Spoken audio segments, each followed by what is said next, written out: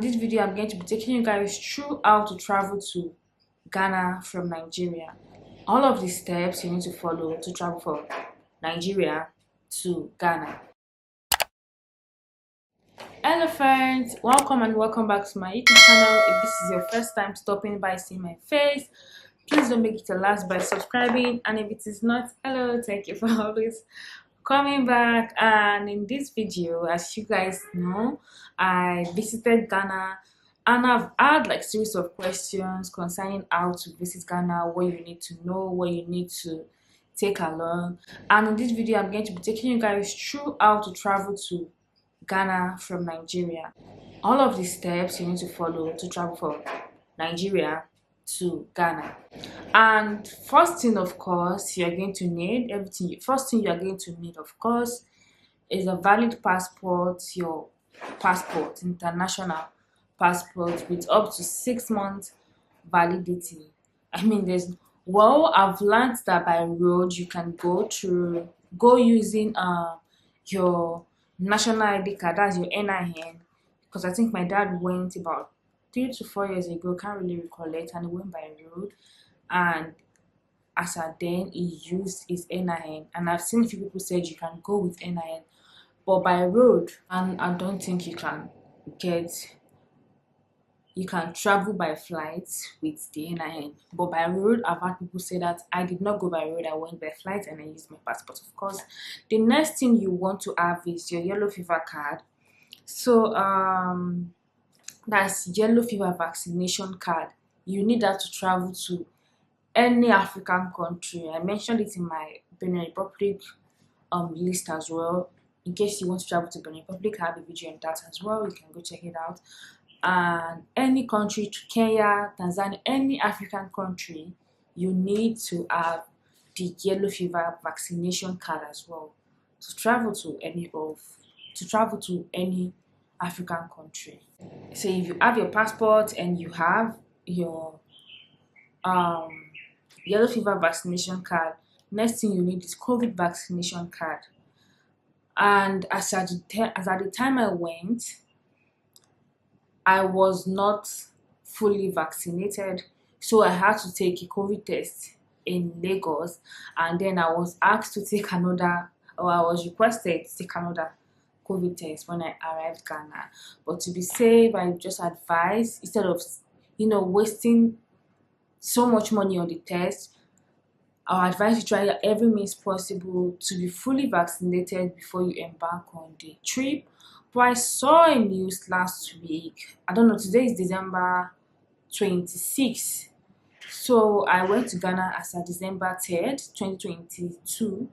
And as of last week, I saw a post talking about how you don't need COVID vaccination to travel to Ghana anymore.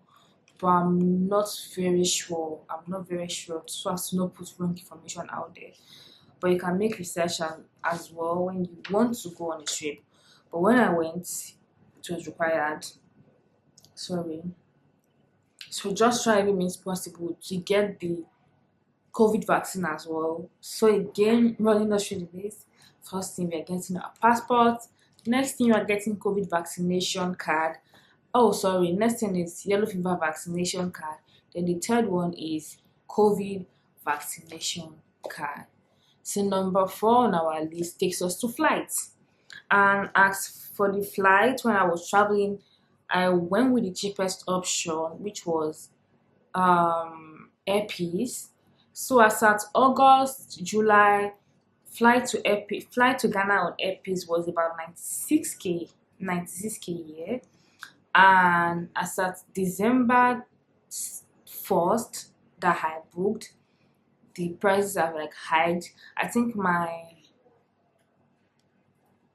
because I booked the return ticket, so going was for like 160, was it 160, and then coming was like 145. Everything total to like 310. But I'll advise you to not be like me, so I'll advise you to book your flight, like try to book the flight earlier so you can get like the best deal. December is not even the time to now start booking your flight 2 days, 3 days to your trip. So, and also I've seen Cote d'Ivoire. Cote d'Ivoire is quite cheap as well. And you can also try Wakana. I don't know.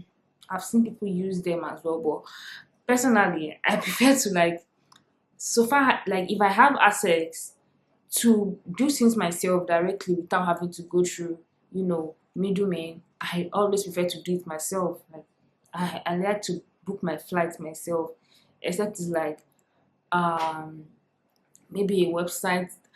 I just like to book my flights myself. Like I always try to make to book my. Then if I can't, then I have to like opt in for third party because it is cheaper, sort of like it saves costs.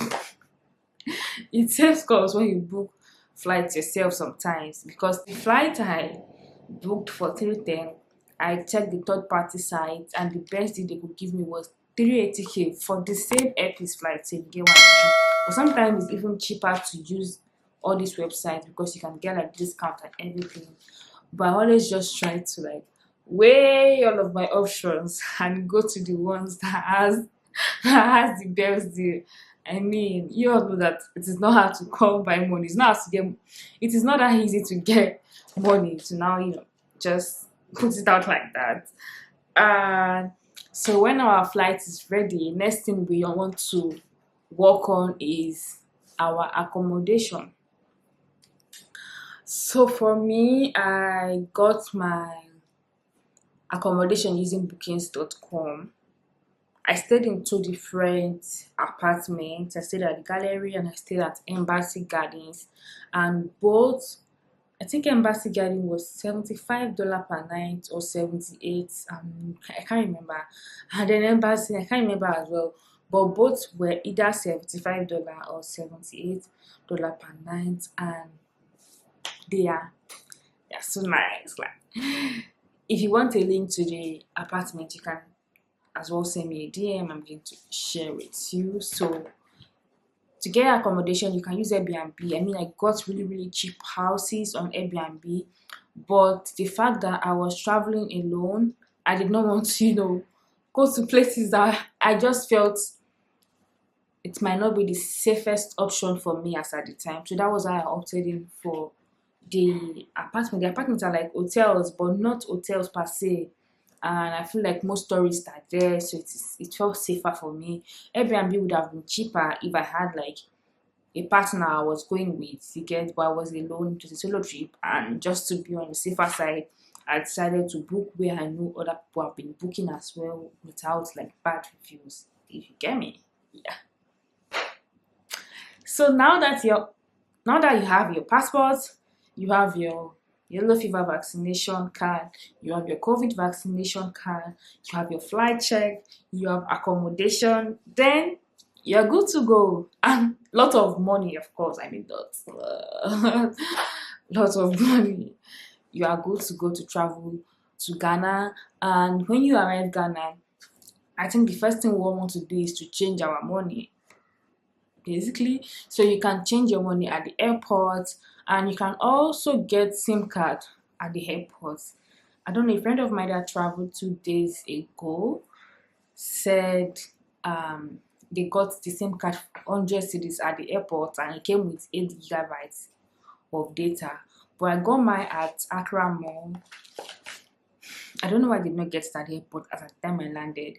But I went to my hotel, I was using the Wi-Fi, and then in the morning when I woke up, I went to the mall to get the SIM card, and the internet is very good. Like I used Vodafone. I was going to get MTN, but they were not open as at the time I went, so I got Vodafone.